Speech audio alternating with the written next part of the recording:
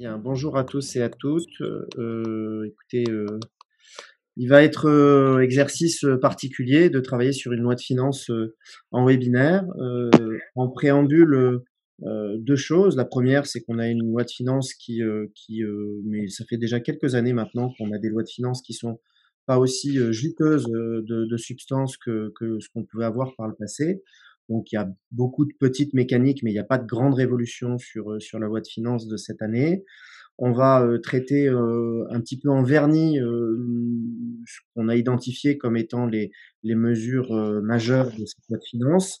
On rentrera pas trop dans le détail, d'abord parce que c'est pas l'objet de cette réunion, c'est plutôt de faire une piqûre de rappel et que vous ayez les grandes mécaniques en tête, mais certainement pas de rentrer dans le détail de la technique.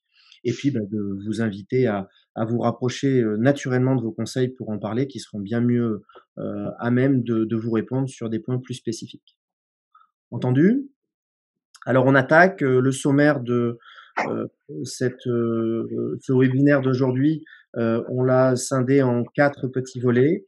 D'abord la fiscalité des particuliers, qui est comme chaque année un des jalons essentiels de la loi de finances. Puis la fiscalité des entreprises, un focus important sur la fiscalité locale qui nous sera présenté par Marie-Cécile. Et enfin, on travaillera sur les éléments de crédit d'impôt, essentiellement crédit d'impôt des entreprises, puisque les dons ou les crédits d'impôt ou réduction d'impôt des particuliers seront traités dans le premier volet. Alors, barème d'impôt sur le revenu d'abord, une petite piqûre de rappel. Pas de grand changement entre l'année dernière et cette année, si ce n'est, vous le voyez, un seul aménagement sur la première tranche du barème, qui est baissé de 3 points et qui est ramené de 14% à 11%, ce qui représente une économie à peu près de 600 euros. Et on voit que sur les autres tranches, pas d'aménagement entre les deux années. Donc, la seule tranche est une tranche un peu pas universelle, puisqu'elle concerne les contribuables qui ont un revenu supérieur à 10 000 euros, mais avec un abaissement notable, 600 euros au total sur ceux qui sont éligibles à l'intégralité de la tranche. Deuxième point pour la fiscalité des particuliers, un focus sur le traitement fiscal des aides versées entre époux séparés. Alors là, j'ai un problème de son. Je ne sais pas si vous l'avez tous. Il y aurait peut-être. Je me demande si on n'est pas plusieurs à être. Je ne sais pas si vous n'avez pas un son. Moi, j'ai un bruit de fond arrière. Non, Kiri, moi je l'ai pas. Je Vous sais l'avez pas. pas? Non, moi non plus, j'ai pas de bruit de fond. Bon, si je suis le seul à l'avoir, c'est pas grave. Très bien. Donc un point sur le traitement fiscal des aides versées entre époux. Alors sujet assez technique. Je vous rappelle le dispositif. On a normalement des contributions en charge du mariage et pensions alimentaires qui sont déductibles du revenu global. Là, ça a toujours été le même principe. Mais jusqu'à la loi de finances pour 2021, c'était lié à la condition d'avoir une existence d'une décision de justice ou d'une décision de justice ou d'un règlement, comment dirais-je, de divorce ou de séparation par consentement mutuel. Cette décision, cette condition est supprimée et à partir de l'année 2021, vous pourrez déduire les pensions éventuellement versées, quand bien même la décision de justice ne serait pas encore rendue. Ça, c'est le premier aménagement. Et le second, c'est sur tout ce qui touche aux prestations compensatoires. On avait des problématiques qui d'ailleurs ont suscité des interrogations d'ordre constitutionnel, puisque dans le cadre de jugements qui prévoyaient des versements mixtes, c'est-à-dire prestations compensatoires, mais également contributions, on ne pouvait pas obtenir la réduction d'impôt, puisqu'elle n'était réservée que au versement exclusivement sous forme forfaitaire, donc sous forme de capital. Donc maintenant, la prestation compensatoire, si elle est versée sous forme mixte, c'est-à-dire une forme en capital et une forme sous forme de rente, elle ouvre droit à la fameuse réduction d'impôt si elle est versée dans les 12 mois. Donc ça, c'est un nouveau un aménagement et un assouplissement du dispositif des aides versées entre époux séparés.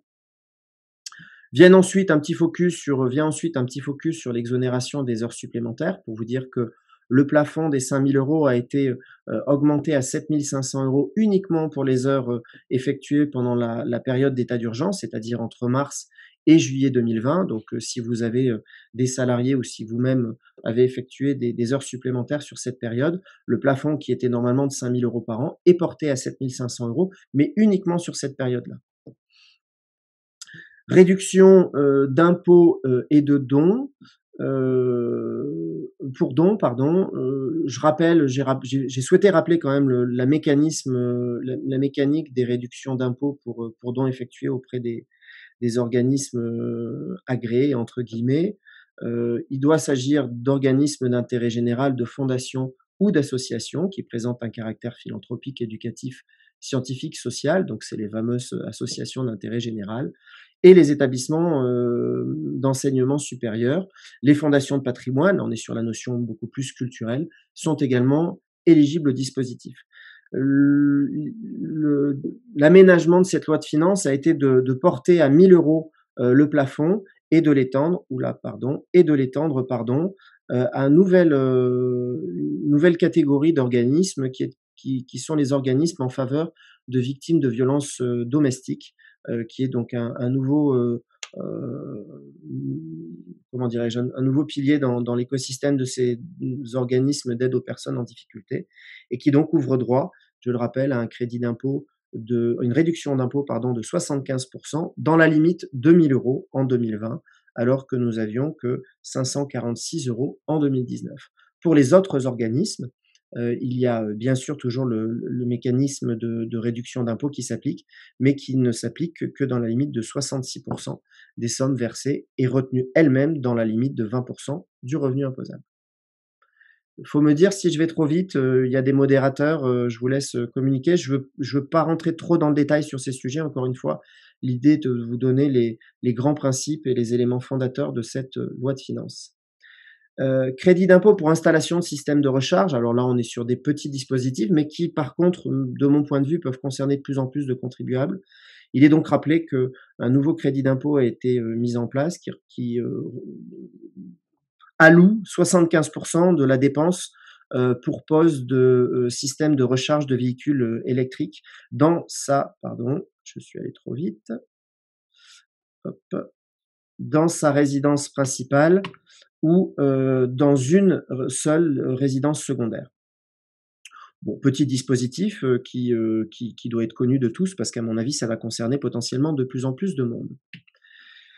Rapide rappel sur le dispositif des souscriptions au capital de PME, puisque ça vous concerne. Alors là, je vous ai dressé le dispositif antérieur. Ce dispositif antérieur prévoit d'abord, dans les conditions de forme, pour la société bénéficiaire, l'activité doit être une activité commerciale, industrielle, artisanale, agricole ou libérale. On exclut naturellement les activités civiles. Donc, pour les sociétés civiles immobilières, si certains y pensent, je vous rappelle que malheureusement, ça n'est plus possible. Ça l'a été au début de la loi, mais ça ne l'est plus.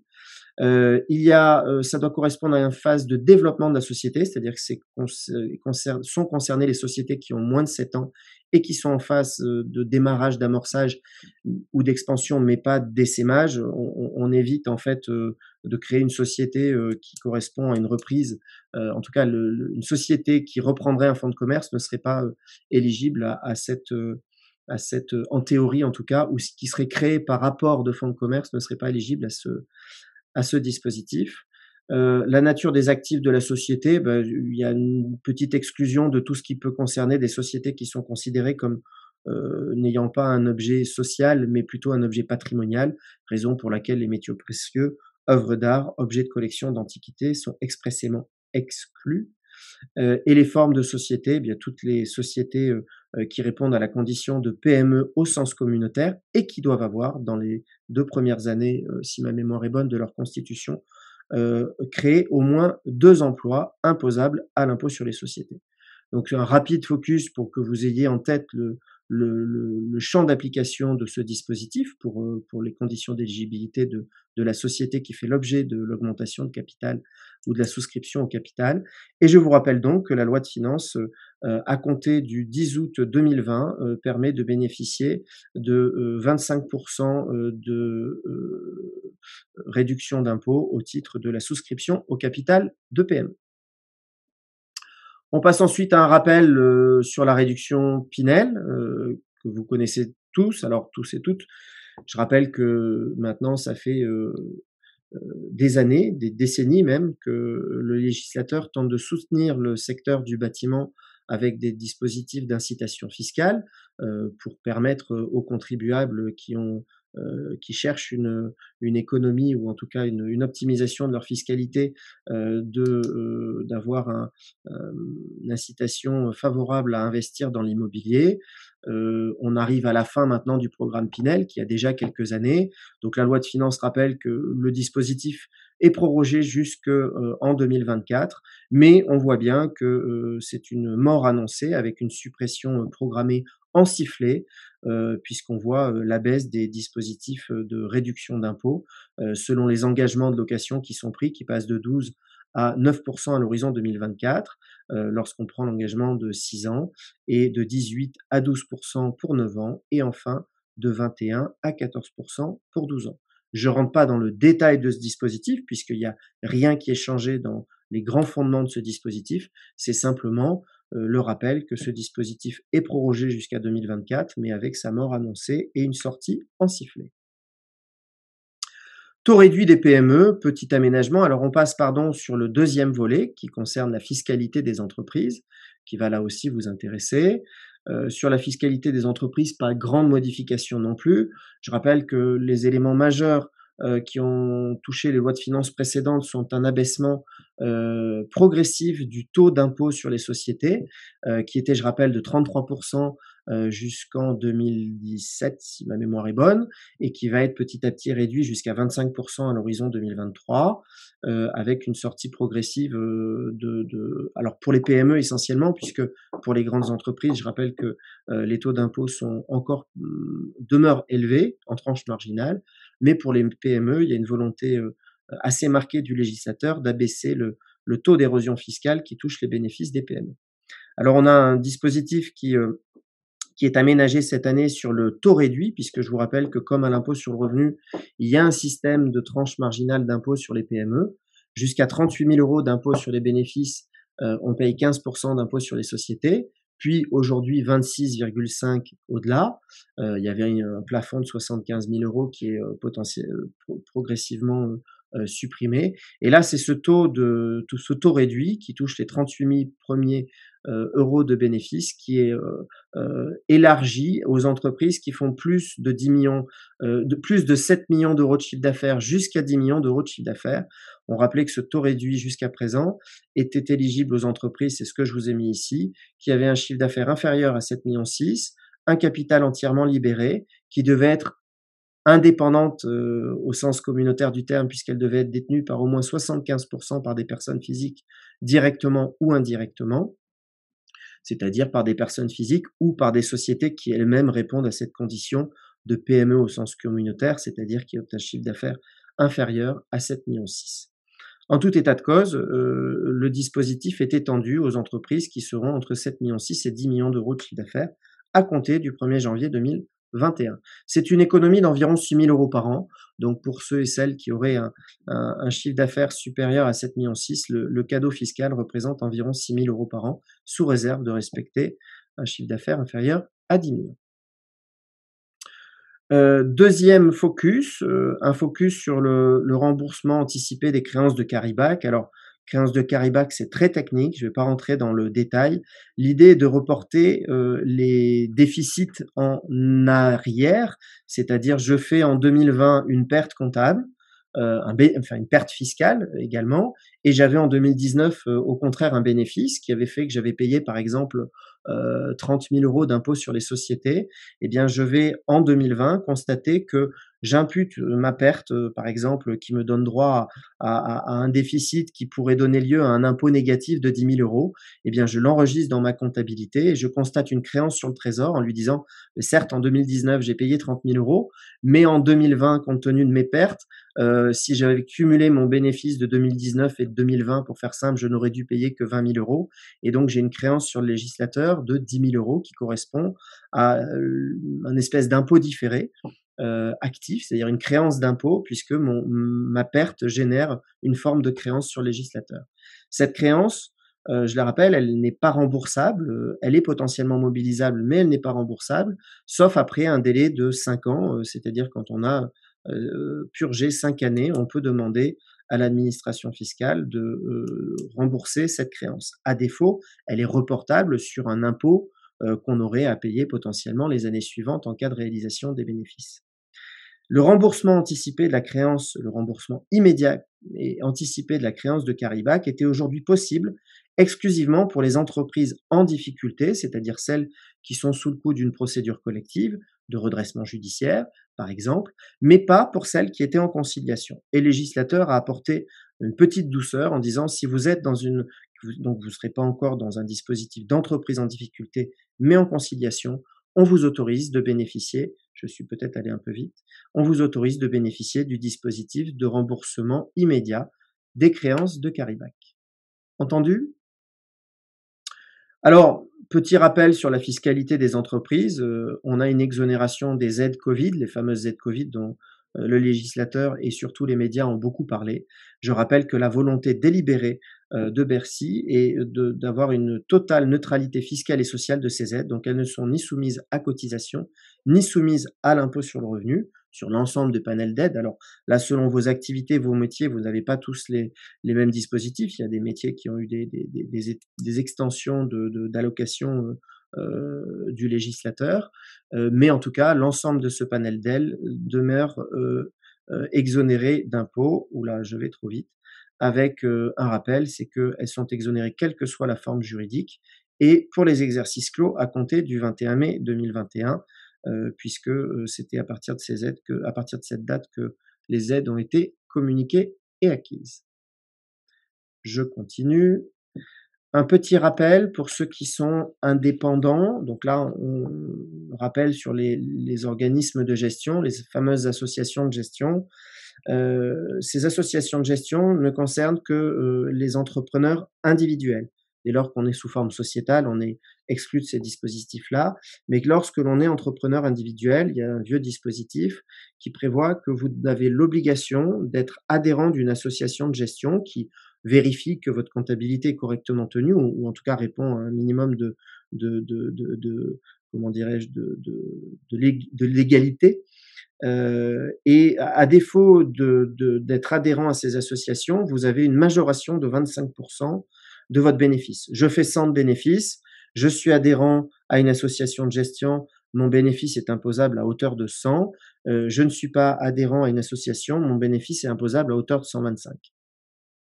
Et donc on a là aussi la mort annoncée un peu du soutien de ces associations de gestion qui, avec la numérisation et l'accès à l'information, et puis aussi une volonté délibérée du législateur peut-être de réduire le coût fiscal, en tout cas le coût de gestion des entreprises individuelles, prévoit que la majoration soit petit à petit réduite pour arriver à 0 à l'horizon 2023, ce qui veut dire en d'autres termes qu'à l'horizon 2023, vous n'aurez sans doute plus besoin d'être adhérent à ces associations de gestion, puisque le taux de majoration passe de 20, 15, 10 et enfin 0 à l'horizon 2023.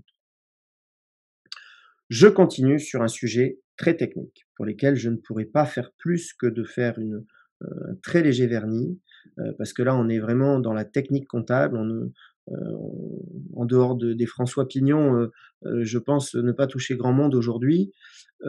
Pour faire simple, il y a une mécanique qui est instaurée depuis longue date, qui émane d'ailleurs du code de commerce, qui permet de réévaluer le patrimoine de son entreprise. C'est-à-dire, alors pour faire simple, c'est principalement intéressant pour les entreprises qui ont des immobilisations corporelles tel un immeuble totalement déprécié par l'effet de l'amortissement de plusieurs années, et qui ont à l'actif un immeuble qui est inscrit par exemple à 100 000 € en valeur nette comptable, mais qui vaut 1 million d'euros. Et donc l'idée de la réévaluation est de permettre aux entreprises d'inscrire les immobilisations corporelles et financières à leur valeur réelle, c'est-à-dire c'est dommage, moi dans mon bilan j'ai 100 000 € de valeur nette comptable, mais cet immeuble il vaut 1 million, eh bien je le revalorise à 1 million d'euros pour permettre de donner une image beaucoup plus réaliste du bilan et de mes états financiers. Alors il y a beaucoup de contraintes sur cette réévaluation. Naturellement, quand on réévalue 900 000 €, eh bien, il y a toujours le péage fiscal qui va en face et c'est une des raisons pour lesquelles beaucoup d'entreprises ne s'y prêtaient pas, puisque si on réévalue le patrimoine, il faut assumer la fiscalité qui en dépend. Donc, dans cette démarche de réévaluation et dans cette période de crise, le législateur a mis un dispositif d'atténuation de l'impact fiscal de la réévaluation pour permettre aux entreprises, lorsque c'est significatif, de réévaluer leur bilan avec un sursis d'imposition et un étalement de l'imposition pour les immobilisations amortissables.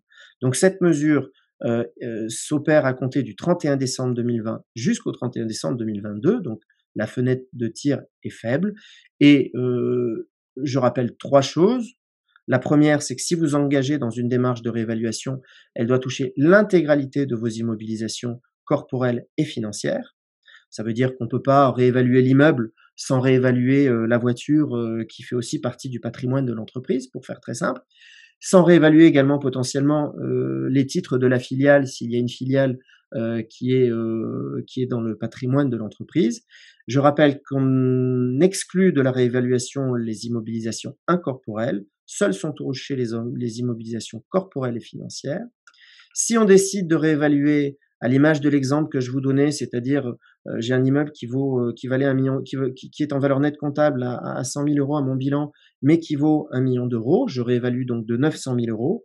J'ai en théorie une plus-value de 900 000 € imposable, qui donnerait un impôt sur les bénéfices d'à peu près 250 000 €.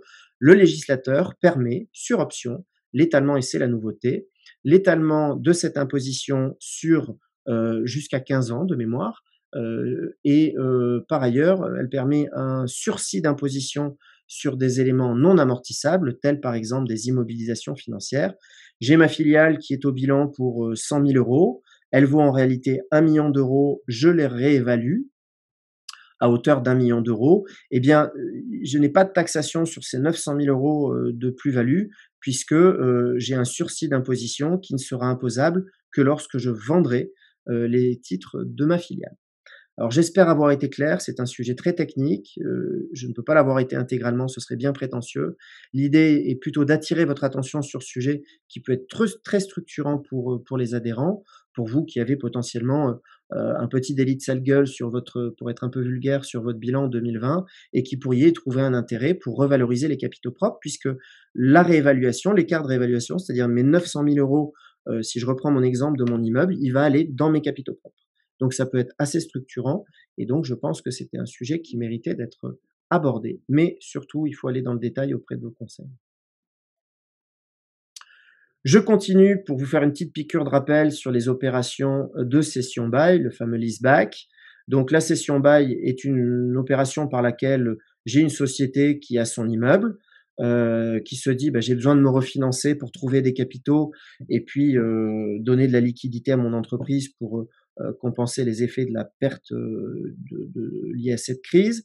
Je vends mon immeuble à une société de crédit-bail qui va me faire un contrat de crédit-bail sur 15 ans, par exemple, et qui va ensuite me louer pendant la durée de vie du contrat et ce qui me permet de toucher le fruit de la vente sous forme de liquidité dans ma société. C'est des dispositifs qu'on voit naturellement beaucoup en période de crise économique puisque ça permet aux entreprises de se refinancer.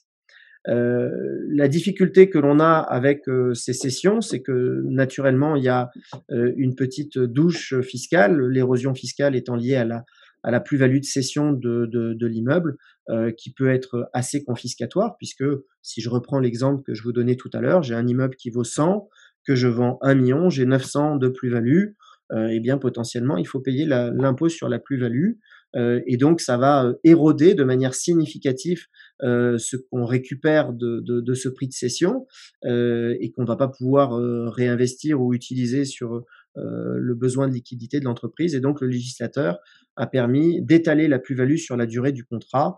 Je fais un contrat de crédit-bail sur 15 ans, j'ai une plus-value de 900 qui devrait me faire payer 200 000 € d'impôt sur les sociétés. Eh bien, je vais pas payer 200 000 € l'année N, je vais répartir au total sur 15 ans la somme de l'impôt. Donc, je vais payer 7 000 € par an environ. OK? 15 000 € par an, plutôt 14 000. C'est une mesure transitoire qui prend effet le 1er janvier 2021 pour s'éteindre le 30 juin 2023. Je poursuis avec la fiscalité locale et donc c'est plus moi qui poursuis. Oui, bonjour à tous. Merci Thierry, tu as été assez succinct. J'espère que je vais réussir le même exercice que toi. J'espère que, encore une fois, il ne faudra pas hésiter à poser des questions. J'ai essayé de l'être parce que le cahier des charges qui a été fixé était d'être le plus rapide possible pour pas fatiguer l'auditoire. Je suis disposé dans les questions-échanges à répondre à des questions, mais je voudrais pas donner l'impression d'être trop rapide et trop bref, mais surtout d'être le plus succinct possible. Voilà, désolé. Et ceci dit, nous enregistrons cette intervention, donc si des gens la veulent pour la réécouter à tête reposée, il n'y a pas de souci, on pourra leur envoyer aussi. En fait, la petite chose que je voulais ajouter sur la loi de finances, c'est qu'il est clair que elle s'inscrit vraiment dans le plan de relance qui a été annoncé par le gouvernement. Et on voit d'ailleurs que les mesures prises sont quand même assez dans les mesures de relance pour les entreprises, tant en libération de cash que des réévaluations de bilan comme l'a exprimé Thierry. Le gouvernement a voulu aussi, en matière de fiscalité locale, puisque c'est quand même des impositions qui sont lourdes, hein, donc là on parle de taxes foncières, de CFE, de CVAE, a voulu diminuer ces impositions et a fait quand même de gros efforts envers les industriels. Alors je sais que dans les participants il n'y a pas que des industriels, loin de là. Donc vous allez peut-être être un peu déçus par les mesures qui ont été proposées dans le plan de relance et mises en application dans la loi de finances. Mais pour autant, il y a quand même des mesures assez importantes, notamment la baisse de la CVAE, donc elle est divisée par 2. C'est-à-dire que je vous ai pris concrètement un exemple chiffré. Si en 2020, avec un chiffre d'affaires de 7 millions d'euros et une valeur ajoutée de 4 millions d'euros, ça générait une CVAE de 40 000 euros. En 2021, elle sera divisée par 2. Tout ça par un taux lui-même divisé par 2 de 20 000 euros. Donc c'est quand même assez significatif en termes de futur cash machine, puisque vous allez quand même libérer 50% du budget CVAE sur les années à venir. C'est un dispositif qui est périn. Donc ça fonctionnera au titre des impositions mises en recouvrement à compter de 2021, puis sur les années suivantes. Il en va également de même sur le montant de la cotisation minimum pour les entreprises qui ne payaient que la cotisation minimum. Elle passera également à 125 euros. Pour éviter les baisses trop importantes de la fiscalité locale, le gouvernement a neutralisé ces baisses-là en abaissant le plafonnement de la valeur ajoutée, enfin de la CET, avec un passage de 3% à 2%. Mais ça, je vous ai mis un exemple chiffré après. Thierry, est-ce que tu peux du coup passer sur le slide suivant ?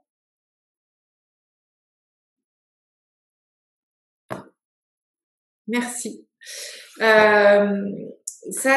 Donc la baisse de la CVAE de 50% a également en parallèle, on retrouve la baisse de la taxe foncière et de la CFE puisqu'elles sont évaluées sur les mêmes bases. Là, je rappelle que ça ne concerne que les établissements industriels, où aujourd'hui ces établissements industriels vont bénéficier d'une division par 2 de leur imposition tant de taxes foncières que de CFE. C'est assez facile à comprendre, ce sont des taux qui sont eux-mêmes divisés par 2. Alors, pas les taux des communes et des départements, mais bien les taux applicables aux valeurs comptables qui sont retenues pour l'établissement de ces bases. Alors, attention, pour ceux qui sont concernés par l'évaluation dite comptable des établissements industriels, vous aurez la possibilité de réduire vos acomptes de CFE dus au 15 juin 2021 de 50%. Donc, l'acompte de CFE étant de 2021 étant égal à 50% de la CFE de 2020, ça veut dire qu'il sera mécaniquement égal à 25% de votre CFE 2020. Donc, pensez bien à les réduire, y compris pour ceux qui payent mensuellement leurs échéances de CFE. Vous avez la possibilité de les réduire de 50% pour anticiper cette baisse de CFE. Peux-tu passer au slide suivant, s'il te plaît, Thierry? Voilà, donc ça, c'est l'effet concret des diminutions de base, puisque je vous ai repris donc avec des exemples de terrain, construction et agencement où on avait des impositions de 100 000 euros pour 2020 et ensuite de 52 000 euros pour 2021. Donc, c'est assez significatif. Avec la mise en place de la diminution de la CVAE, la mise en place l'abaissement du taux de plafonnement de la valeur ajoutée, on s'aperçoit que les impositions passeront en matière de CFE global, de CVAE global, de 120 000 euros pour 2020 à 80 000 euros pour 2021, soit une diminution, j'ai une petite coquille dans mon slide, une diminution de 33% des impositions, ce qui n'est pas négligeable. Tu peux également passer au slide suivant. Pour relancer un petit peu les créations d'établissements sur certains territoires et l'extension d'établissements sur ces territoires, le gouvernement a mis en place des exonérations de CFE plus importantes, mais elles s'appliquent que sur délibération de la collectivité locale. Donc ça veut dire qu'il va falloir aller vérifier si la collectivité locale, donc en l'occurrence, par exemple, l'agglomération Auvergne Métropole, Clermont Métropole ou le département du Puy-de-Dôme ont pris ce type de délibération pour exonérer les créations ou extensions d'établissements, ce qui s'appliquera tant en matière de CFE que de CVAE. Thierry, peux-tu passer à l'exo suivante? Voilà, donc ça c'était le focus fiscalité locale qui donc est l'exacte reprise du plan de relance annoncé en septembre. Donc c'est quand même une satisfaction puisque la baisse annoncée était quand même significative. On n'était pas certain que ça puisse aller jusque la loi de finances, mais ça a été le cas. Donc ça va être une petite bouffée d'air pour les établissements industriels. A été mis en place, donc là je passe sur la fiscalité un peu énergétique, on va dire, un crédit d'impôt rénovation, donc qui permet aux entreprises qui engagent des travaux de rénovation, d'isolation thermique, système de chauffage, système chauffe-eau solaire, travaux qui sont effectués entre le 1er octobre 2020 et le 31 décembre 2021, de bénéficier d'un crédit d'impôt égal à 30% des dépenses éligibles. Ce crédit d'impôt est plafonné à 25 000 euros. Donc, ce qui fait que lorsque vous avez une dépense de 100 000 euros, à titre d'exemple, d'une rénovation de toiture, le crédit d'impôt sera calculé de 30% des dépenses, donc 30 000 euros, mais plafonné à 25 000 euros. Ça s'applique à toutes les entreprises de tous les secteurs confondus, qu'elles soient soumises à l'impôt sur le revenu ou à l'impôt sur les sociétés. C'est un peu le pendant du crédit d'impôt que l'on avait pour les particuliers pour les rénovations énergétiques. Je pense que tu peux passer au slide suivant.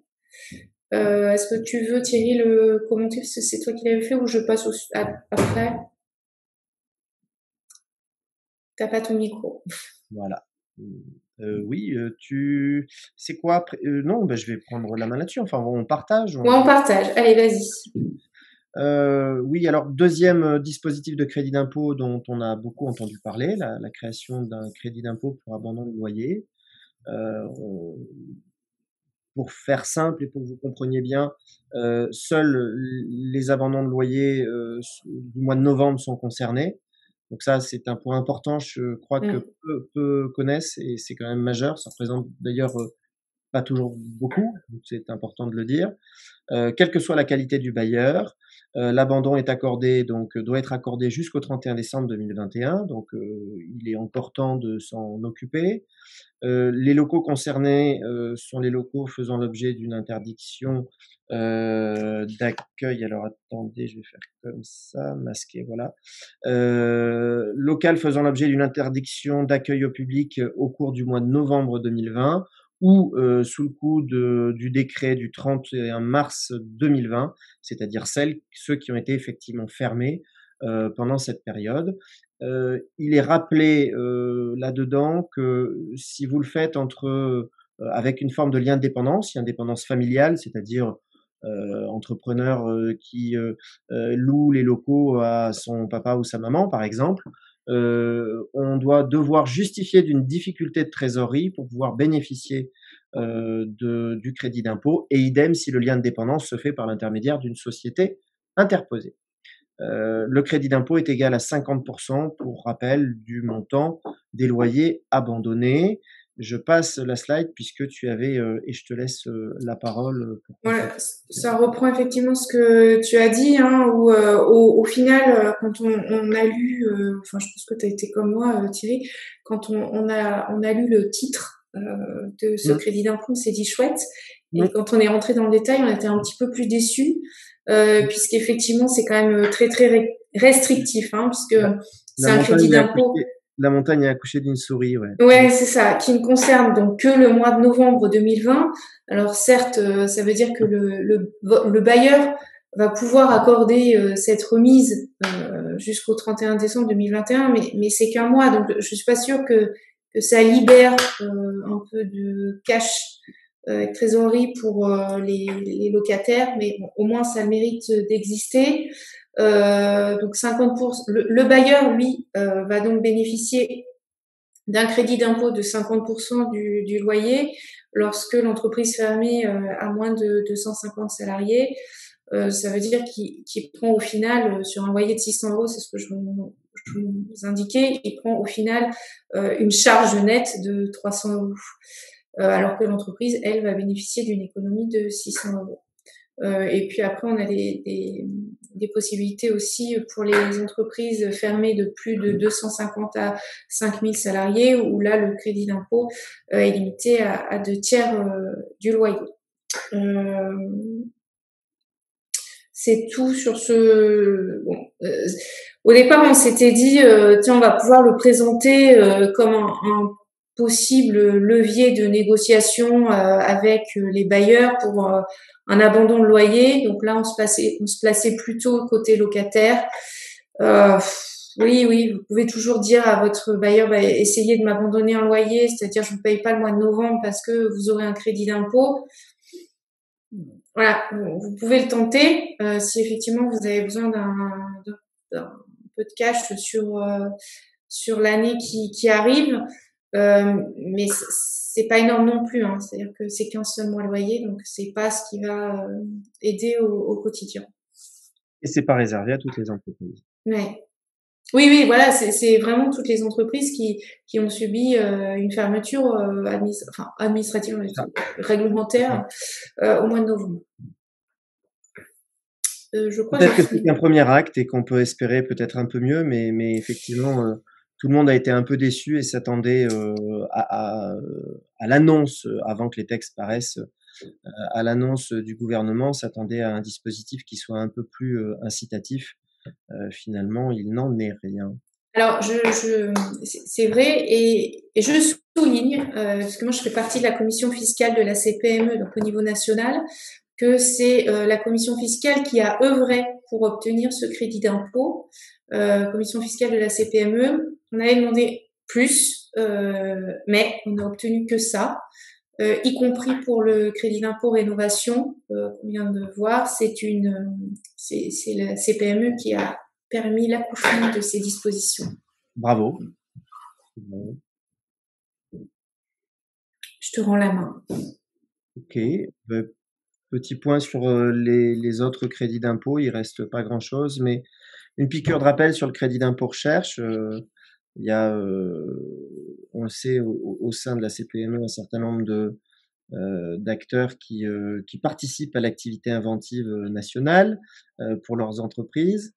Je rappelle 2 choses. La première, bon, c'est quoi le crédit d'impôt recherche? C'est un dispositif mis en place par le législateur, très incitatif d'ailleurs. Au plan européen, on parle souvent de la fiscalité corrosive en France. Sachez qu'à ce niveau-là, le législateur est plutôt généreux, particulièrement par rapport à ce qui se fait dans d'autres pays, raison pour laquelle d'ailleurs on a des entreprises internationales qui viennent déporter depuis quelques années leur centre de recherche en France parce que le dispositif est tout à fait intéressant.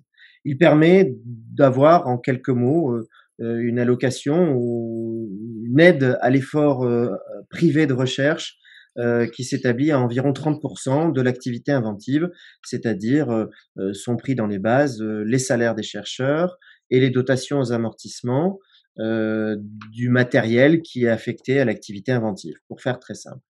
Alors là-dedans, une fois qu'on a dit ça, on peut pas en dire beaucoup plus parce que c'est très, très technique et très compliqué. Il y a 2 éléments qui sont très importants, en tout cas qui me semblent très importants dans l'aménagement de cette loi de finances. Le premier, ça c'était l'année dernière, c'est de rappeler que les charges de personnel dans le dispositif du crédit d'impôt recherche qui sont surallouées de 50% pour calculer les frais généraux de l'entreprise, ne le sont plus qu'à hauteur de 43% à compter de 2020. Ça veut dire que j'ai un chercheur qui coûte 100, je rentrais dans mes bases 100 fois 1,5 puisque on considérait qu'il y avait 50% de frais périphériques à un emploi, et j'avais donc 150 dans mes bases éligibles au crédit d'impôt recherche. J'avais une allocation là-dessus de 30%, et j'avais donc un crédit d'impôt qui était égal à 150 fois 30% égale 45. D'accord? Donc, le chercheur qui coûtait 100, finalement, avait une prise en charge par le législateur d'environ 45, enfin qui coûtait 100 et qui passait 100% de son temps à l'activité inventive. C'est les 100, la base 100, c'est à hauteur du temps qui passe aux opérations de recherche. Et donc, ce taux de 50%, maintenant dans la base de mon crédit d'impôt recherche, quand j'avais 100 plus 50, c'est-à-dire 150, depuis 2020, j'ai 100 plus 43. Donc une légère érosion de l'allocation des frais de fonctionnement basés sur les charges de personnel. Mais beaucoup plus soutenu et beaucoup plus inquiétant, beaucoup d'entreprises, et c'est ce qui faisait aussi la force dans ce pays des partenariats publics et privés, sous-traitaient une partie de leur opération de recherche à des organismes publics, les universités, les gros centres de recherche comme le CNRS, et il y avait une incitation très forte et très vive du législateur pour stimuler ces partenariats publics-privés, puisque si je ne faisais pas en interne une partie de mes opérations de recherche, j'allais voir le CNRS et je lui disais voilà, je fais un contrat de collaboration de recherche avec toi et tu vas travailler sur tel sujet et compte tenu des chercheurs qui vont travailler dessus, ça va coûter 100 000 euros par an.